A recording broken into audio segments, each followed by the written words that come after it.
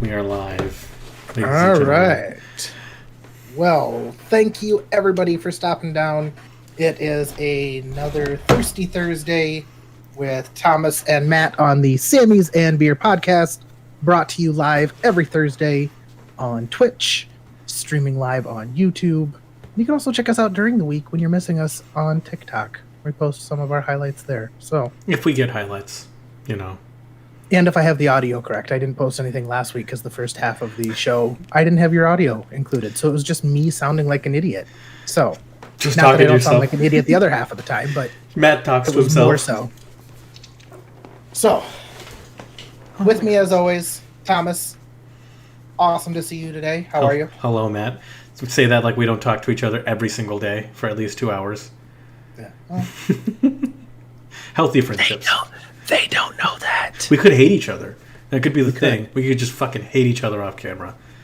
Yeah. I mean, we could be like most bands. Do they hate each other? I think so. Oh.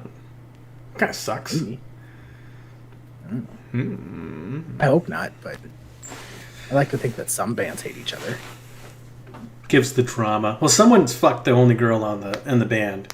It caused a lot of strife. Exactly. One guy had to have done it. At least The once. bass player has to hate most of the lead guitarists, That's fair. you know, because they get all the girls. The singer Whether they're guys or girls in the band, it doesn't matter. they pull. So- It's nice to be back. We're talking. I know we discussed what our topic's going to be, but I'm going to broaden it a little bit because I don't know if we could fill the hour. So we're initially going to talk about D&D today. Dungeons and Dragons, made in the fucking, I don't even know when it was made, popularized in the 80s, repopularized because of Critical Role and Stranger Things.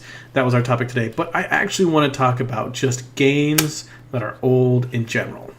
Because D&D, was popularized in the 80s. And Yes.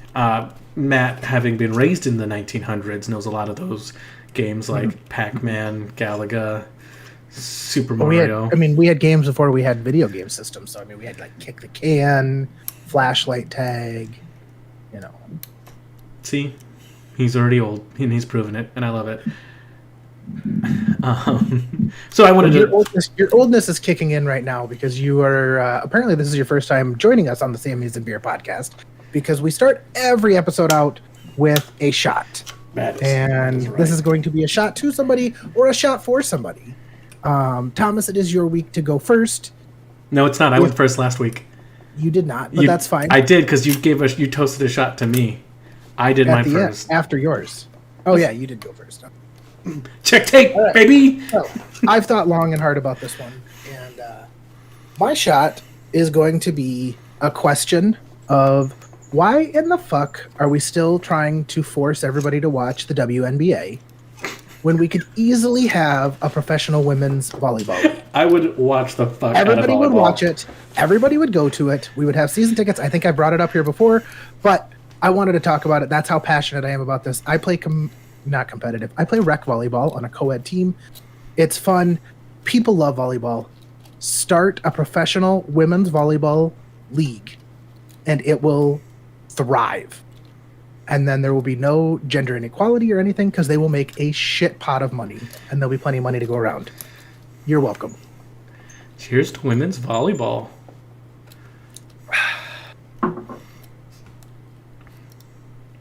That shot was brought to you by Ooh, Jose Cuervo. That's still good. It's always going to blur it out. That's fine. I don't know. I'm not sponsored by them, so they don't get to have their picture on here for me. It's auto blurred. Let's see. I had one, but damn, that volleyball one's good. You know what? So I'm not one who partakes in this, but I know quite a few people. I'm learning that quite a few more people partake in this particular recreational activity. This one goes out to all strippers. I know you're just doing it to get through nursing school, but being a nurse does not pay that much. So you throw that ass in a circle while you can. I appreciate you.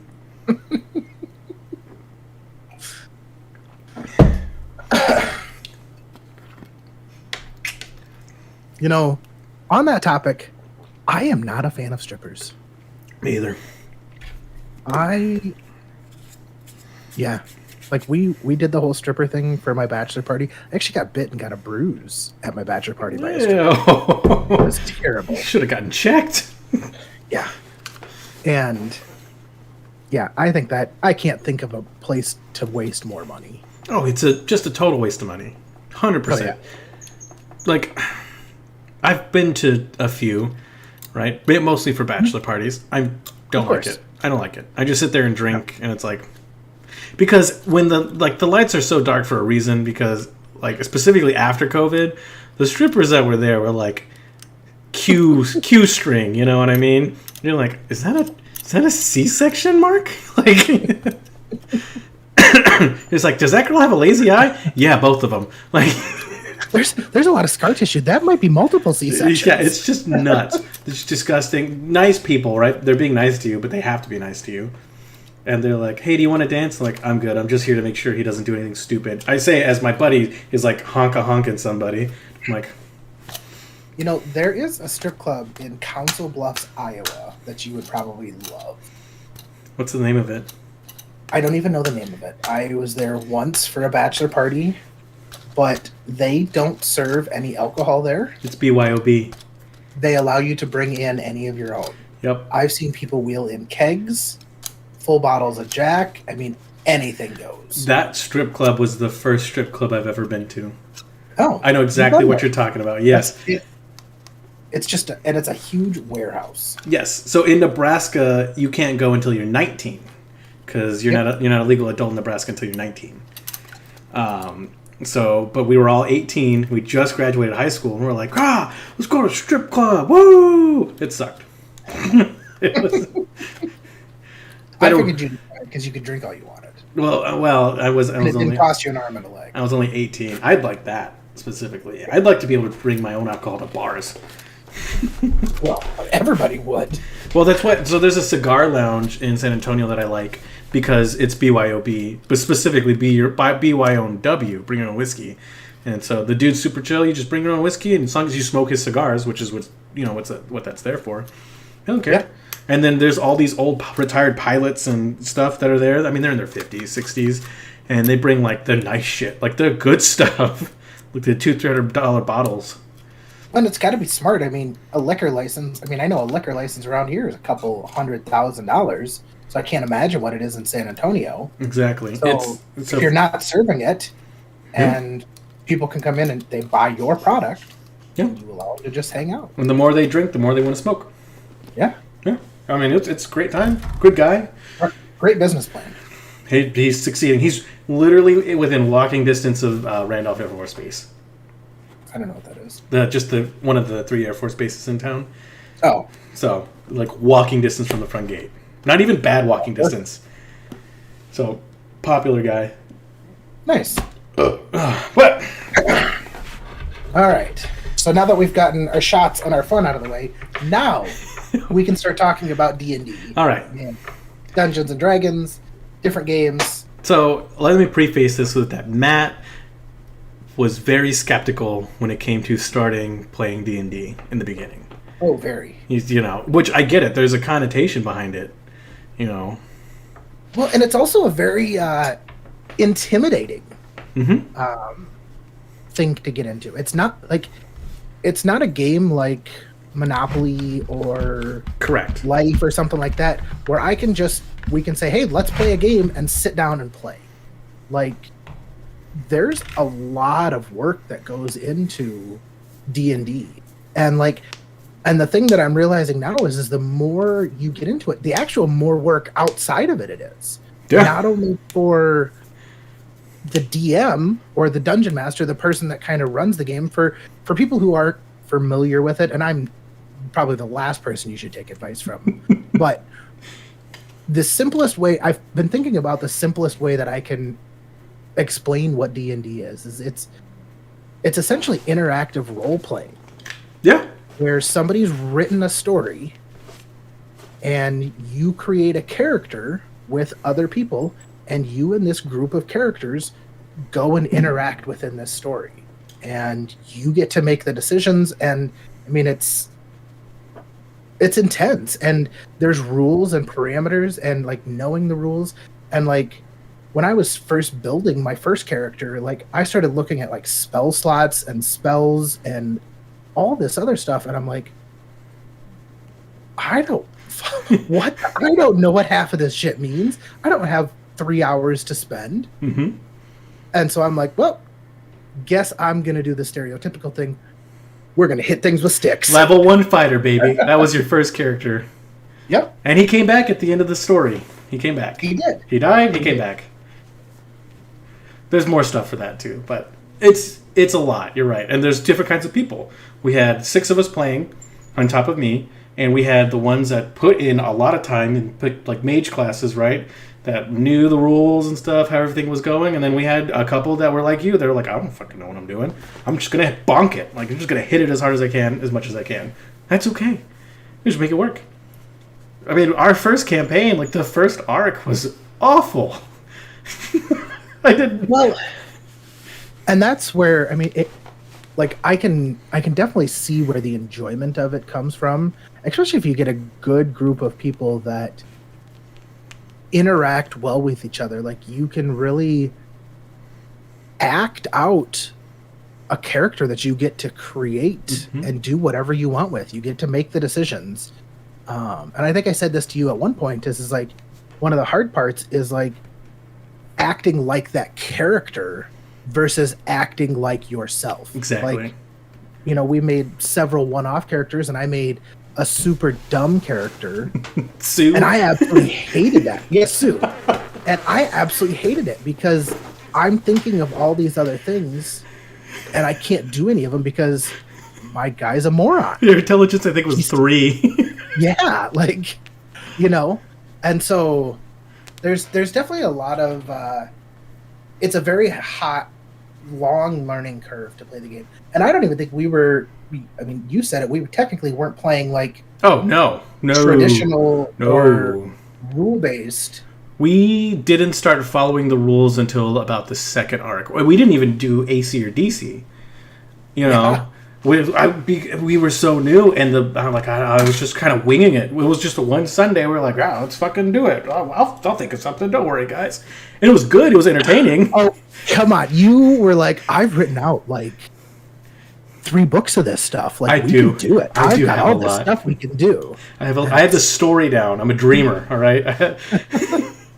And I will say Egg has taken over for me for the DM, which God bless her, because being a DM sucks. And I'm pretty happy with how because she's way more detail-oriented than I am. I was very big picture, you know. Big ideas, cool moments, you know. But yeah, we weren't following the fucking rules. Which, yeah, I mean, and details are super important, and I think that can really like make or break a story. Oh yeah. Like, I was actually thinking about it when we had the idea to talk about this tonight. Like, are there professional DMs? There are. You can rent them per hour. You could. That 100% makes sense to me. Oh yeah. Like, and you could, like, the better you are, the more you can charge. Like, because you could get somebody that's extremely good and has this fantastic story. And you think about it, like, if everybody pitches in $5-10 an hour, and there's 5 of you, that's $50 an hour for somebody. That's like, I'm pretty sure the price. Because we were looking before I even started. Me and Daniel were looking at hiring a DM just to try it, and I think the cheapest one we found for 4 hours was $400. $100 an hour. Mm-hmm. But and did they say how many people you could have with it? Yeah, it said like I think 10, up to 10. So that's an experienced DM. If they can handle 10 motherfuckers, that's a lot. But you figure even if you go, let's say you have 4 people. I mean, that's $100 a person for 4 hours. That's $25 an hour. I guarantee you go to the bar, you spend that much money. Oh yeah, I did when Gabe came over. Yeah. I mean, it's just you want to go to a football game, you want to go do other things. So it's such a different form of entertainment, though. It is. Like, I could see it being extremely enjoyable, though. Oh, imagine if we had like a 10-year DM, right? Like a guy who really knows what he's doing. I feel like that could be super cool, super awesome. And because then you can get like somebody who's written, because I think one cool thing that a lot of people can do is like put in like puzzles and like subtle clues, like you're watching a TV show, except you're interacting with it, and you know, subtle hints that you can pick up on that you have to look for, or you know, and if you don't pick them up, then the story can go another way, and you know, so many variables. Oh yeah, I completely agree. You know, and I didn't really know how to, and I still don't know how to write that. You know, I tried with puzzles and traps and stuff, but you guys typically found your way around them. Riddles, I'm pretty sure a certain character of ours kept looking them up on Google. He figured it out a little too fast. Yeah. So, but I fucking hate riddles. Yeah, see, that's the thing, and I don't know how to do that. And then that's creating a map that has those things. You know, it's a lot. Yeah. Oh, and that's where I say it's like it's so much work. It's a lot. But if you do it like once, and you set all this stuff up, and then like I said, if you're a professional DM, if they're charging $400 and they've put all the time in, they could run that campaign or that story like 10 times in a row, just 10 different groups. That's smart. Maybe I need to start doing that. Well, you got to figure out how many people are hiring them to do it. Yeah, that's true too. Because I mean, we saw $400 and went. But we're not seriously into Dungeons and Dragons, though. I mean, we played. It was fun. We played, I think, 9 months straight was our streak before everything kind of came apart. That was every Sunday, missing 1 or 2 for 9 months. That's nuts. Yeah. My kids still ask me, like, hey, did you guys play D&D on Sunday? What happened? And they want to know what's happening in the story, what's going on. It's interesting. You know? It's fun. It's cool. Yeah. Like we did a D&D game with your kids. Yeah. You know, it can be kid friendly, right? Like it doesn't have to be all this crazy stuff. Your son bamboozled me. He did. I can't. Yeah, that was. But that's good because now he's into it. Now he likes it. You know. Yeah. Now he's going to want to play it with his friends, and I think it's a good like creative outlet. Well, and I think a lot of people miss, you know, stuff like that where it is a creative outlet where, I mean, I can't think of another part of my life where I'm creative hardly at all. Like everything else is like logic and thought based and, you know, and this has nothing to do with any of that. Yeah. This is all right side brain. This is all what you can come up with. And there's some crazy stuff we've come up with. Yeah. Like the werebox. The werebox? Oh, God, the werebox is the best. Every 10 minutes during any campaign, I'd roll a d20. If I ever got a 20, a Amazon box would drop from the sky. It would sprout arms and legs and would beat the shit out of a random person. Till death. So the story behind the werebox, for everybody to know, is my youngest son decided we got a package in the mail and he made a suit of armor with it, had it on, had the box, and came flying into my room one day and just started beating crap out of me with the box on. And so then we decided that we were going to have a werebox from there on out. Mm-hmm. Just little nuanced things like that we really liked. One of Egg's characters always had a badger. Every campaign, every episode, that badger died. That fucking badger died. She found a new one. Later on in the episode, a rock would fall. Badger's dead. Just the funny things, you know. And it was cool. We have inside jokes now, you know. We had a character that was very short. He was a halfling, or was he a gnome? He was a halfling. He was a halfling. And so our unit of measurement was 1 diggle. And to this day, for other things, we say that. It was a cool bonding experience for a lot of us. Yeah. Yeah, it can definitely bring a group of people together. But you got to be careful, because if you're not able to have certain conversations with people, it could tear a group apart too. For sure. We had a guy who didn't know, it's not his fault, that he was doing too much, which I'm afraid I'm going to start doing in this next campaign, so I got to bring it back. He's doing too much, kind of taking over. So I said something to him, and he brought it back, and it was fine after that. Like everything was good. But if you can't have those conversations, then that would have definitely ruined it for all of us, you know. You know, and I'm going to swing this a little bit to some real life that I realized on Tuesday night. Speaking of volleyball, cheers to you. Hitting that tequila strong tonight. Damn. It's vodka, screwdrivers. Oh, vodka. I was, like I said, I play recreational volleyball, and we had somebody on our team. She was a girl. She was excellent at volleyball. She played either top end high school, probably some college. Okay, so she knows what she's doing. And she was taller than me. She was like 6 foot. And not that I'm phenomenal at volleyball. I've been playing for 18 years, something like that. Mm-hmm. I've been playing since I was 21. I took a couple years off when we had kids. So I know the game of volleyball. I'm not great by any means. But, I didn't know that. That's pretty cool. If I get a set, I can spike pretty good. She could spike really well. Anytime I was in the front row, I took a step back and I was setting her the whole night. Which is what you do. I did not spike the whole night. There was not one spike that I hit. And I kind of thought about it afterwards, and I'm like, I've seen, there's a lot of times where ego would get involved, where it'd be like, hey, set some to me. I had a 60-year-old woman tell me that I needed to set her. And she's like 5'4". And I played on her team. And I'm like, okay. And the first thing I did when I set her is there was a 6'3" guy on the other side, and she tried to spike it, and he blocked it back in her face and hit her actually in the face with the ball. So get what you get. Exactly. But it just kind of made me realize, like, sometimes I might be at the point in my life where I'm a supporting character. I'm no longer a main character. I'm there to help somebody up. I'm there to pick somebody up. And I think I got some of that from playing D&D, of realizing, like, I'm not the center. This isn't my show. Sometimes it's okay to be. In fact, sometimes it's great. I had a ton of fun helping somebody else spike the ball or helping somebody else do something awesome. And it was a really fun lesson. And I thought about it afterwards, and I was like, this is cool. And I'm not trying to toot my own horn for realizing this. It was a real moment for me as a person. You're allowed to toot your own horn if you're growing as a person. Like that's allowed. It was a real moment for me. And I'm like, maybe I'm at the stage in my life where, I've got young kids.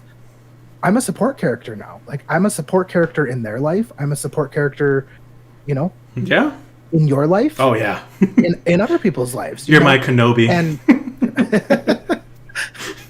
does that mean I get to fucking beat up Darth Vader twice?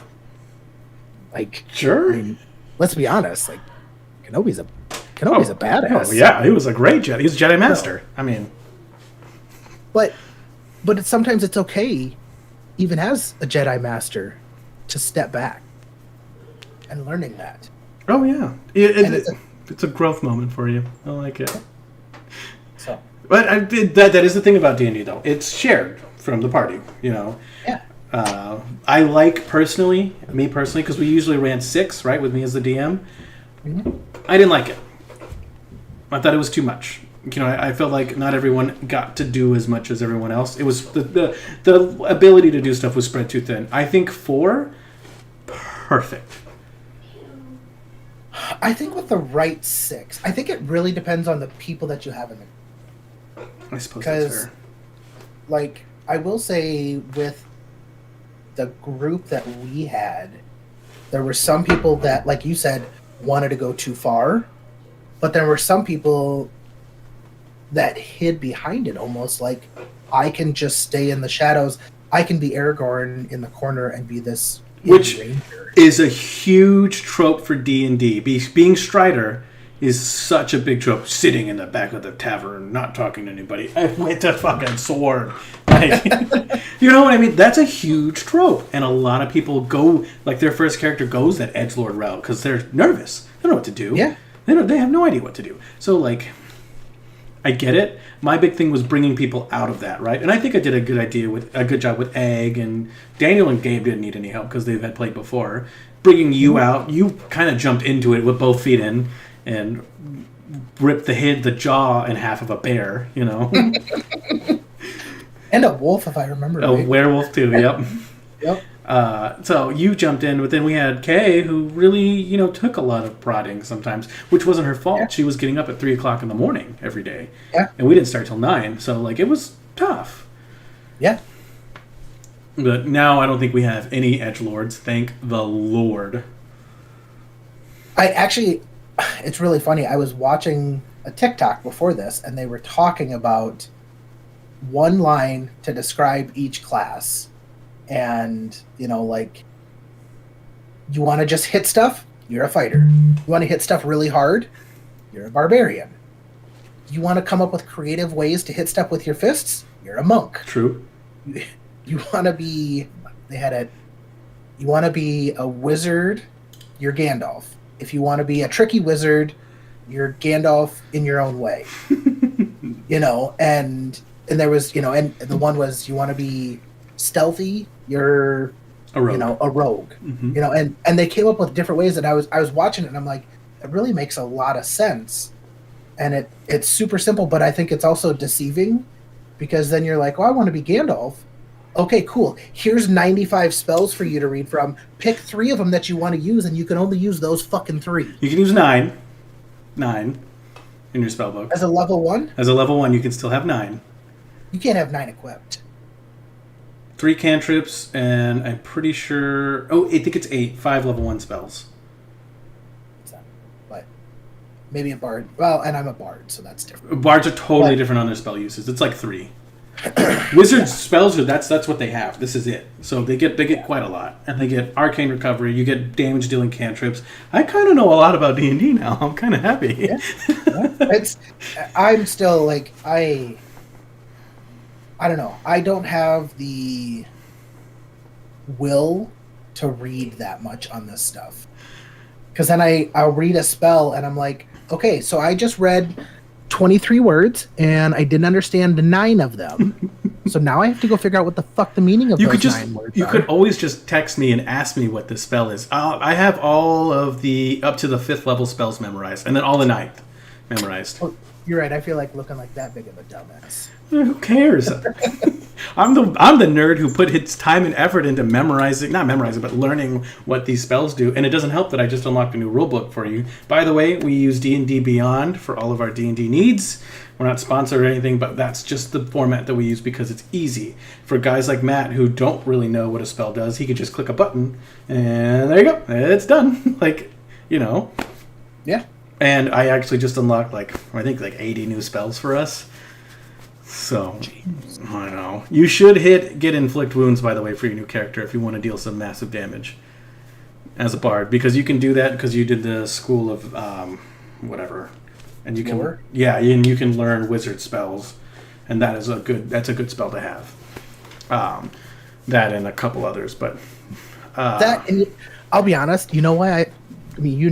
I absolutely love to sing, and bards sing. I spend my time now, actually thinking about D&D, just so I'm like, what songs do I want to sing this week? What songs can I prepare? Stuff's going on in the D&D campaign. I'm not focused on what's going on. I'm like, we were talking about hands this last week, and I'm like, what song can I sing about hands? So all I can come up with is I Want to Hold Your Hand by the Beatles, and I'm like, that doesn't fucking work. God damn it. So, funny thing right now, and it's a thought process I've had, and we're talking about it, but my class right now, I'm a wizard, level 3 wizard in our current campaign, but I'm a blade singer, which is, does a lot of stuff with my class, makes me more melee oriented, but when I activate my ability, I want you to sing something, which is why the last session I had you sing something for me. I want this thing that activates my blade singing to be you singing. I'm in. It just would be cool, right? I'll even let you pick the song. Even better. And but this is what I'm talking about. Being goofy with your friends. Walked up to the lemonade stand and he said to the man running the stand, he said, "Hey, got any grapes?" What the fuck was that? That's my favorite YouTube songs. Okay. If you haven't listened to it, highly, highly recommend. Duck in the lemonade stand. But that's what I like, because I have played some campaigns where the DM was super serious and you had to roll for everything, you had to follow the rules and blah blah blah. That fucking sucks. Nobody likes that shit. I like our freeform because we're being goofy. I had you guys fight a goose hydra. It's just a fucking goose with a lot of heads that's big. It's goofy. It's weird, but it's funny. And then we have serious moments. We had the moment when Katrina died, which was Egg's first character. She died and became a vampire. Or she became a vampire, and the only way to cure her was to kill her and use. She was in the process of becoming a vampire. Yes, you guys. You guys had to take her into the backyard and shoot her like Old Yeller. She had to fail her death saving throws, and then Gabe's character had to bring her back to life, which is a known cure in the rulebooks for vampirism. And it almost didn't work. It ended up we pencil whipped it in, but I put on sad music and everyone. That's how you killed Marduk, was because you soul bonded.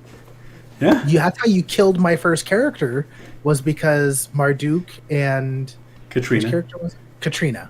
There's Cecilia and Katrina and Kythera. There's so many C's and K's. Like, yeah, come on, let's be creative with names. Like, I've been Uhtred and Marduk, and I'm Humphrey.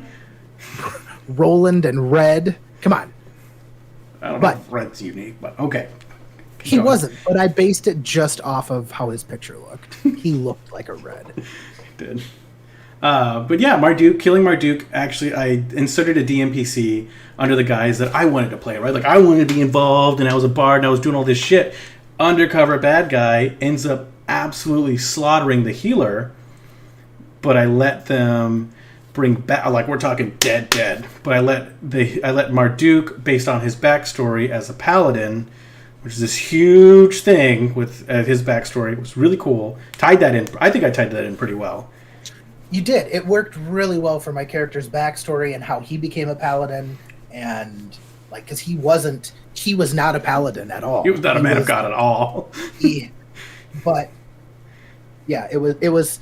I thought I had a ton of fun creating the backstory for that character, and I spent a lot of time just thinking about it, and I thought it was a really cool story. If anybody ever wants to make a movie about it, they're more than welcome.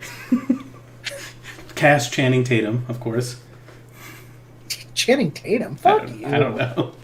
Channing Tatum. If anyone, I'd say Tom Hardy. That's my boy, right? But tall, like, put him on stilts or something. Tall Tom Hardy. Your character was a Goliath. Tom Hardy and I don't know maybe The Rock. Who played Scarecrow. No, that would be good. Yeah, but Marduk's brother sacrificed himself to save Marduk, and Marduk sacrificed himself to save Durian, which was their healer. And yes. Durian used the new powers he gained to defeat the final boss. Everyone, they survive. They defeat the vampire lord. It was great, but they lost Marduk. And then I put on some sad music, and I made them bury him in the backyard. It was. I thought. I cried during that shit. Yeah, a lot of us did. It was really emotional because you grew to attach to these characters, and you really worked with it, and it was awesome. And then I kind of dropped the ball. Everyone wanted so many different things, and I just felt like the last campaign wasn't as good. Which I'm happy I'm hanging up the mantle. Maybe I'll write something different. Well, and I think that's one thing. Like, I think that's where an error that you made was getting everybody else's opinion on how they wanted it to go. And you needed to write it how you want it to go. I think so. I really just... Like, that's... What's the best way to put this? We need to be characters in your story, not a character writing the story. Which, some of the coolest moments, again, with the Marduk thing, I didn't have that written when we started. I had the evil guy written, I had all this stuff, and I changed it.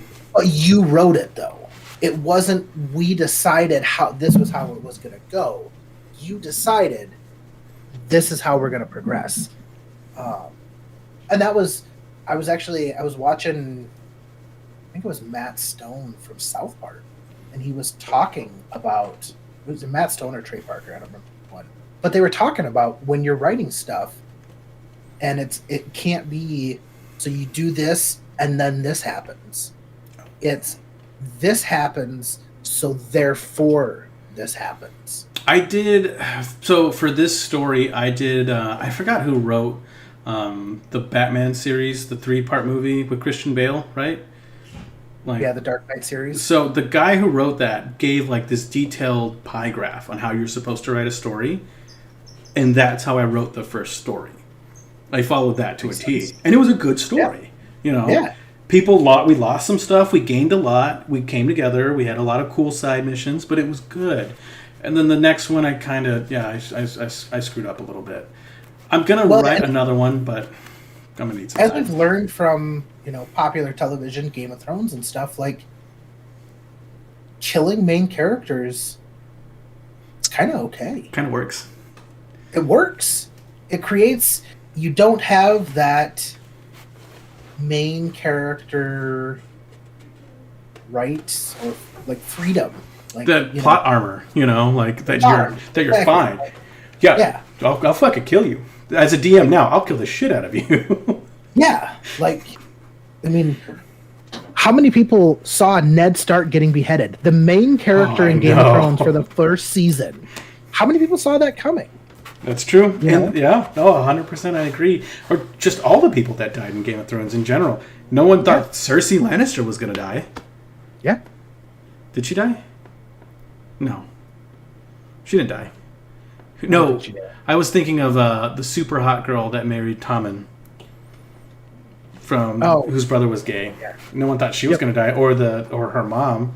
They were untouchable. Her grandma. Or her grandma, yes. Yes. Or no, they made it.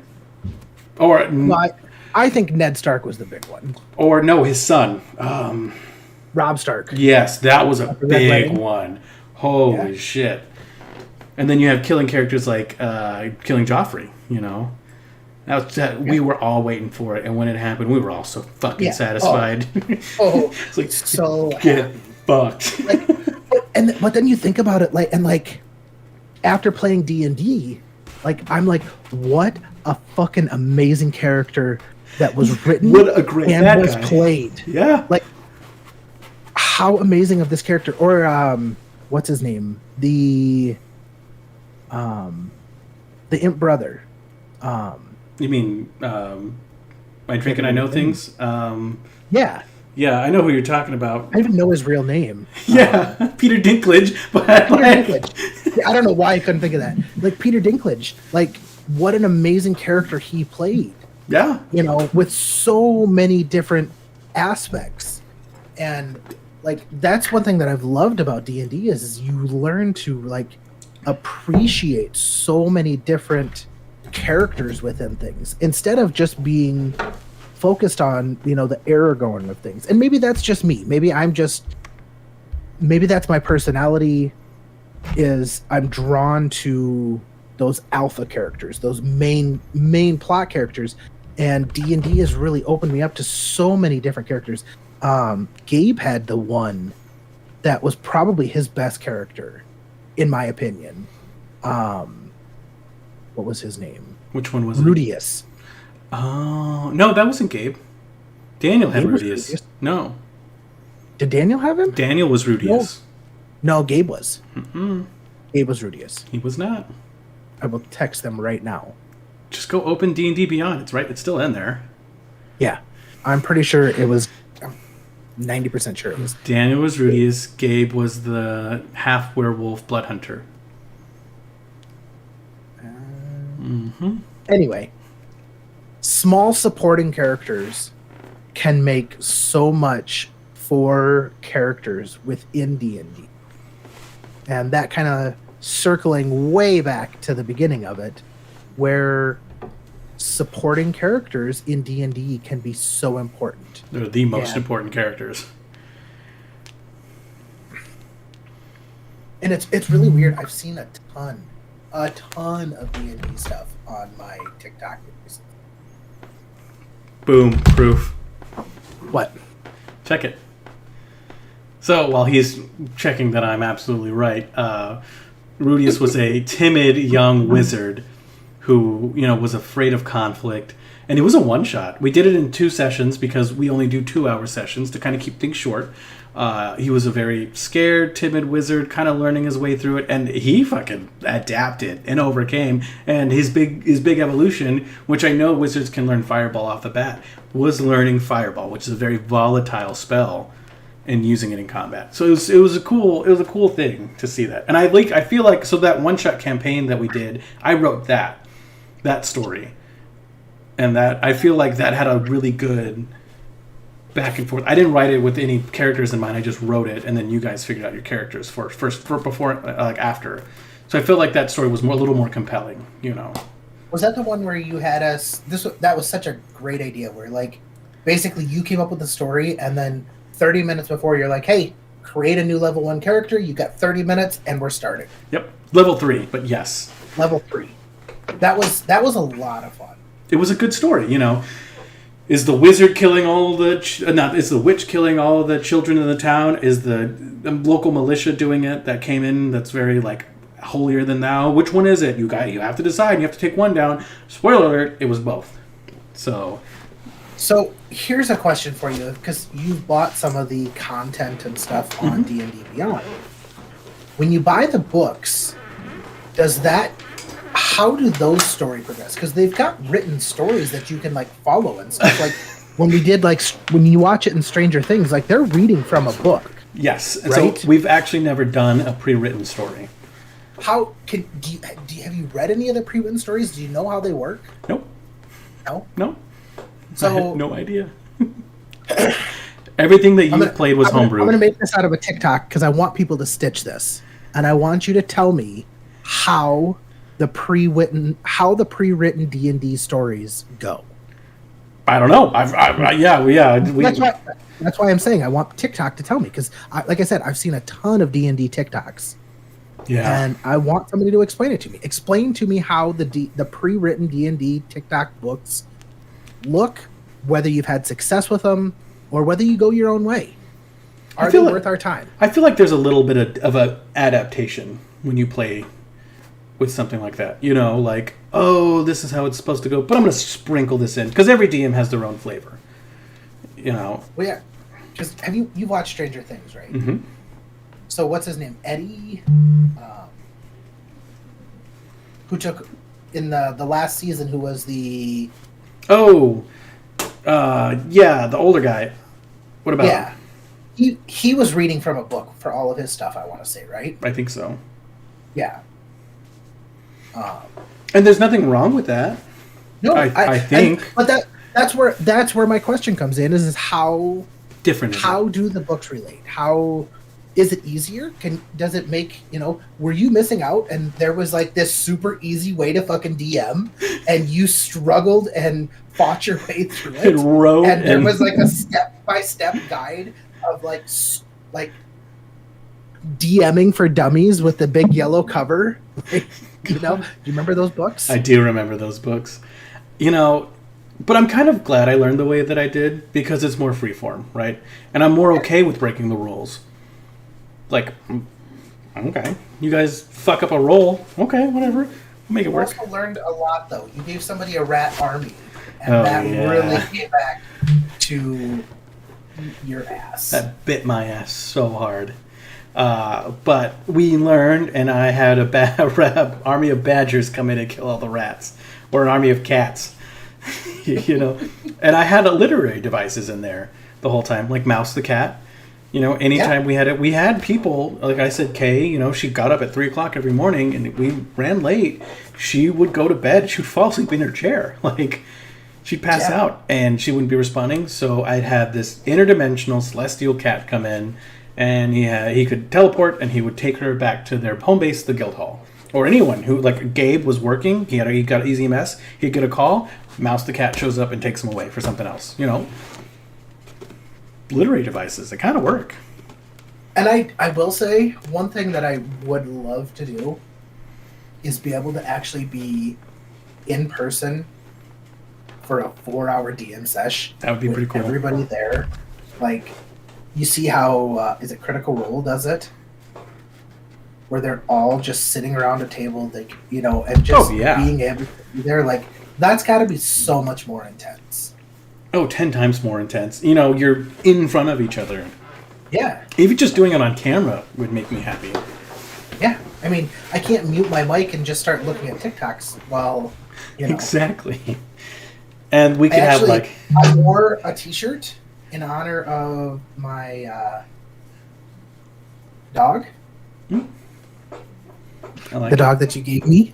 Yes. in D&D. So Matt unfortunately lost his family dog a while ago. It was a few years ago. Yeah. So I polymorphed a warp dog and gave it to him as his familiar. It was our one our active metagamer was not happy about that. It was either. not. I was not happy when I was nice to that dog. I think he was more upset that you weren't using it to like, because a warp dog's a strong animal, right? Like it's a strong creature. But you didn't want it because it was cool and strong. You just wanted Layla. You wanted Layla in the story. I wanted a dog. Yeah. That was it. There you go. It's like you wanted a dog. I just wanted a dog. That was it. We did a little thing and you got her and it was nice. You were like, oh yeah, this is a warp dog. I'm like, sweet, that's a dog. You're like, no, it's a warp dog. I'm like, no, that's my dog. My dog. It's like, yeah. But we're like that. It's like, we'll make it work. Or like how I had one character never get a pair of pants ever again. He pulled from the deck of many things and lost all his worldly possessions. Happens. He went through 3 sessions trying to get a pair of pants that fits. As the DM, I decided that was not going to happen. You know, one thing that I will say about D&D is whether you're rolling good or whether you're rolling bad, you're still having a great time. Yeah. It doesn't matter. Like, you could absolutely get demolished. Some of the best times that I had playing D&D was when my character died and I was crying. It was a good death. And I was okay with it. You know? Yeah. And it's weird how many emotions you can bring up doing something so silly. It is kind of silly. You know? Yeah. Because, I mean, and I'm going to tie this into real life again here for us, but, you know, as a grown adult, a grown man, like, you don't show emotions that often. No. You know, I don't. If I show an emotion, it's probably anger. Or hunger. Well, I don't show hunger. I just take care of it. I show it. I'm an adult male. I know where food is and I feed myself. It's like me calling my dad. Hey, I had a bad dream last night. You still dream? Yeah. Like, you know, and so, like, it's a free space to show your emotions and like be free, be happy, be silly, be goofy, be sad, be something you want to be, or something different. Yeah. Well, be something other than what is expected of you. Mm-hmm. If you want to be that suave, smooth talking guy that picks up the girls, you can do that. If you want to be that big badass, you can do that. You can be whoever you want. Exactly. And I think that's why I fell in love with the game. That and the story, because I do love a good story. Me and your wife both read a shit ton of books. I think she said she read 6 in January. God damn. She was actually writing a big chart tonight. She's making it all pretty and stuff. Like, I come walking out to the kitchen after supper and she's got like 6 rings of different colored pencils and pens and stuff. And I'm like, what are you doing? Like, I'm thinking she's working on her masterpiece. And she's like, oh, I'm just going to write a chart of all the books that I read this month. Oh. She doubled what I read this month. Why do you have so many pens out there? My goal is my goal is to always read or listen, because I do Audible going to work, to 3 books a month. 3? 3. Consistently. It is hard. It is really hard. I'm not a reader, so it's extremely hard. Yeah. It's a good goal to have. You learn a lot about writing and storytelling, and, I think the big thing was our characters developed. They got to level 11. From level 1, by the way. That's pretty impressive. They got to level 11, and then everything kind of started to stagnate. There wasn't a lot of character development. No one was going through anything crazy. And I feel like that was a big miss on my part, because the first few sessions is all character development, because there was no development in the beginning to begin with the characters. Yeah. But it's either neither here nor there. I've had a great time with it. I really enjoyed it, and I'm excited to play now. I'm still helping Egg write out, but I'm more excited to finally get into the seat and start playing. Well, and now you know how one Daniel felt, and Yes. you know, it's. I think it's one of the things, and I kind of talked about it, where it's like if you're going to have a group of people do something like this, or especially a prolonged period of time, you have to take turns Oh yeah. being the DM, and I'm going to write out a campaign, and you got it, and I'm going to take over for 6 weeks, but after 6 weeks, I'll put a bunch of time and effort into it, but then I want to go back to being a character, and just keep passing the baton, and I think if you've got a good enough group of people that are that dedicated to it, you can make it work. Yeah. But it's also super hard, to find adults with jobs and careers and families and things like that. Finding just a day of the week that works for everyone. We still haven't. We have not. And, we might just have to go on without each other or split or do whatever. Yeah. I know, and I have this security blanket that I know if I ever have the itching to play D&D, I can call you and Gabe, and you guys are usually pretty free at night, where we could do a 2-hour session, an egg. So I have that security. Well, I have a normal adult job where I work Monday through Friday from 8 to 5. I finally gotten to that point in my life. I worked a lot of years, 5 plus, actually 10 plus, where I didn't have that, where I was 1 to 9 or 2 to 8 or my Saturday, Sundays. I'm 8 to 10 right now. Yeah. Yeah, Monday through 3 Wednesday. days a week though. Yeah, exactly. I have other days.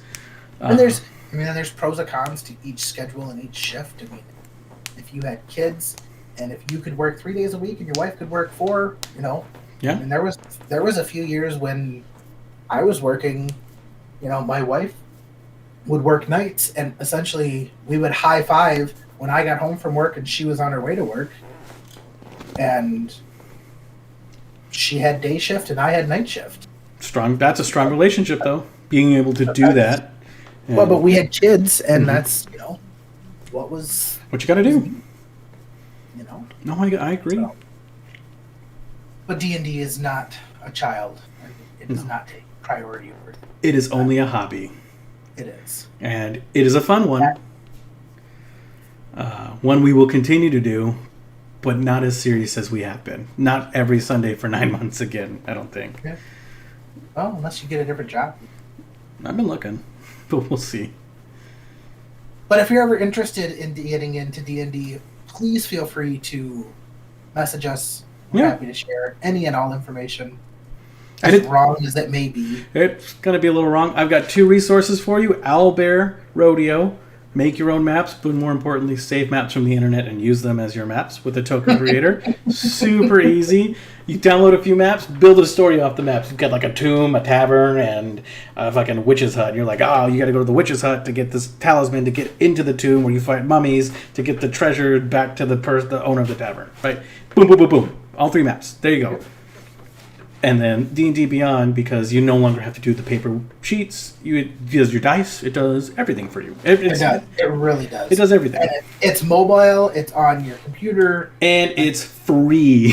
And it's $3.99. So just like D&D, it gives you the basic rules. You can, of course, purchase more books, get more subclasses, get more stuff. Well, and I really liked with D&D Beyond, if like somebody in your campaign purchased something, it applied it to everybody. No, hold on. That's if you get the subscription.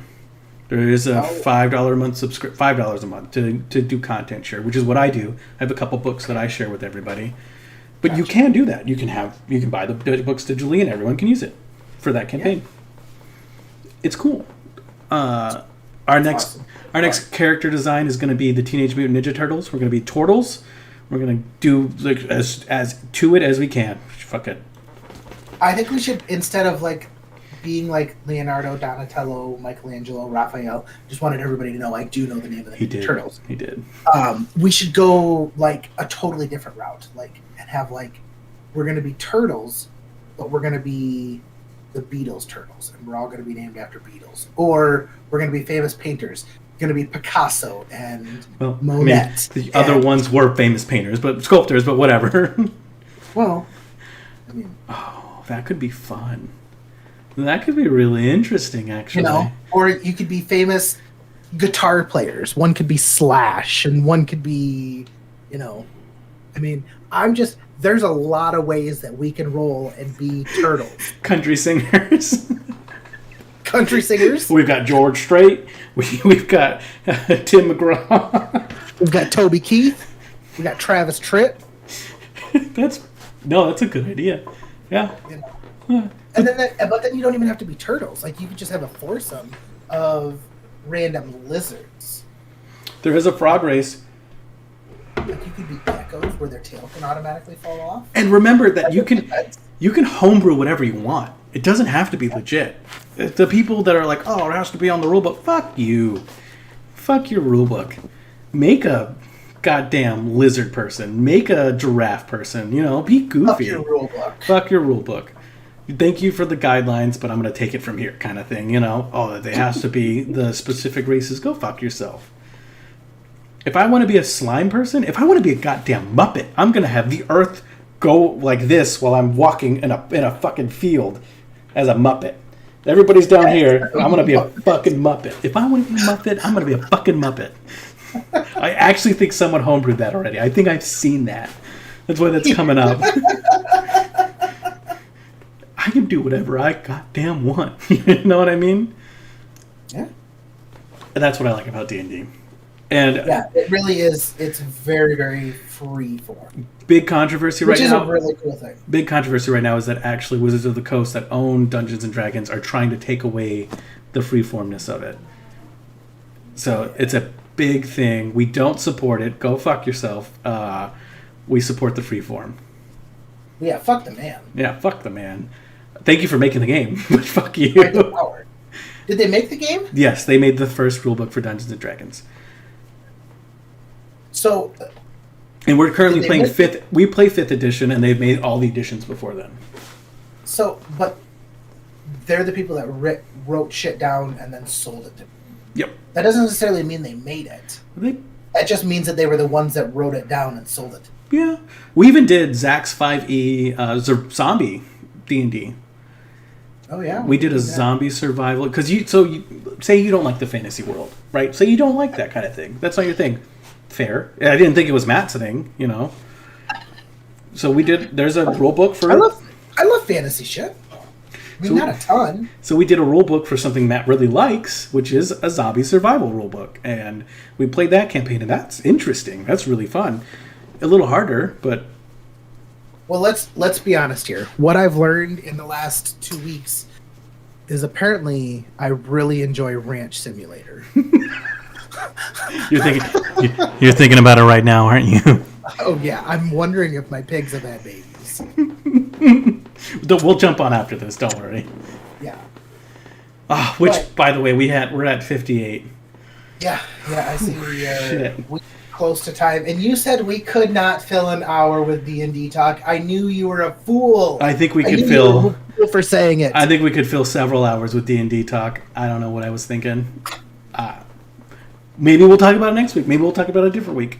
No, we're not going to. Okay. Next week. We might bring on a guest next week. Oh. I was thinking about this. I don't know what you're thinking, but I've got a couple people in mind that I was thinking we might bring on as a special guest. I would like to. One of the things I wanted to do with our podcast, other than obviously just hang out with you, is I wanted to learn about people and learn about what they did. How they do it, the cool things about their jobs, the shitty things about their jobs, as not only knowledge for me, because I love learning stuff like that. Like, I'm always interested. I've got a buddy that does, he draws the lines. Like, when you buy a property, they got to stake it out. He goes out and stakes that kind of shit. Surveyor. Thank you. I want to know about that kind of stuff. How does that surveying work? Where do you get the property lines from? Things like that. Asking those kind of questions. I got a buddy that's in the car business or, in the mechanic business. Cool. What do mechanics costs actually look like? when I go in and they're like, "Oh, this is going to be $300," is it actually $300? How much are you charging me? How much are you guys making? You know, and that was one of the things that I wanted to learn, and I wanted to be able to help people so they can better understand. I like it. Where some of that stuff comes from. And I think we even talked about like bringing in a female nurse to talk about the struggles of women that come in, sometimes in the medical field. My wife, we've talked about this before, and she showed me another TikTok where a gal went into the ER with abdominal pain, and the doctors did a CAT scan and they're like, or an MRI, and they're like, it looks like you have just a cyst on your ovary. It's going to be kind of painful. And it was a male doctor, and she's like, that's not possible. I had a complete hysterectomy. They're like, shit. Maybe you only had this part taken out. And she's like, no. And they sent her home. She went back again, and the doctor said the same thing. They're like, it's an ovary cyst. And she's like, that's not possible. I had a hysterectomy. 2 days later, she went in and got an emergency surgery because she had her appendix burst. Because she had a complete hysterectomy, and she didn't have those parts to be able to get an ovarian cyst. So it was inflammation in the appendix. And, I would love to talk to a female nurse and learn about the struggles that they're dealing with and also the joys of their job. Because all jobs aren't bad. Most jobs have a lot of good, and the good outweighs the bad, which is why people do it. Yeah, that's I fair. want to learn about that and, help people, young people figure out, do I want to go be a plumber? Be a welder. Be a welder. Do I want to go be a nurse? Do I want to? And I would love if the jobs we talked to were not college educated jobs. Like, I don't want to talk to a broker or a financial manager. I want to talk to a welder, a plumber, a mechanic. Yeah, I want to talk to the people that are out there, boots on the ground, doing the work, building America. Mm-hmm. America. Backbone America. The South will rise again, brother. Okay, we're at time. Can you say that as a Texican? No. No? No. I mean, because you're not considered the South in Texas, right? No, we're Texas. Yeah. Yeah, we don't care. We don't care about the Confederate flag. We care about the Texas flag and Texas becoming its own country. That's like instead of that. I know we're at time. I don't care. We can do whatever the fuck we want. It's just taking away time from your pigs. Do you know why there is Six Flags? I feel like I know this one, but I don't remember. I want TikTok. Thank God. Thank you. The reason that it is Six Flags is because there were 6 separate flags that have flown over Texas in the history of Texas. Good to know. I thought it was cool. I watch it and I'm like, oh, that's fucking cool. I just thought they were like, hey, we're going to have fucking 6 flags up here. Like, let's go. Why not, right? Yeah. I mean, 6 flags is better than 5, right? Is And it? if you had 7, it'd just be stupid. It would be a prime number again, which is icky. Yeah, nobody wants that. No. 7 flags. Fuck off. Okay. But I'll go to 6 flags. Avada Kedavra. We're over. We're done. We're done. Why, are we going to get in trouble or somewhere or something? I'm keeping it consistent. Oh, I think I messed up my camera a little bit. All right. So apparently you have no questions for me, and I'm not going to have any questions. I don't have any questions, besides the fact that why didn't we think about talking about D&D earlier? Clearly we're passionate about it. Yeah. So. Thank you, Any everybody. final words before we say goodbye? Brush your teeth twice a day. Twice. 2 times a day. Thank you, everybody, for stopping by. We appreciate you all so very, very much. It has been another Thursday edition of the Sammies and Beer podcast.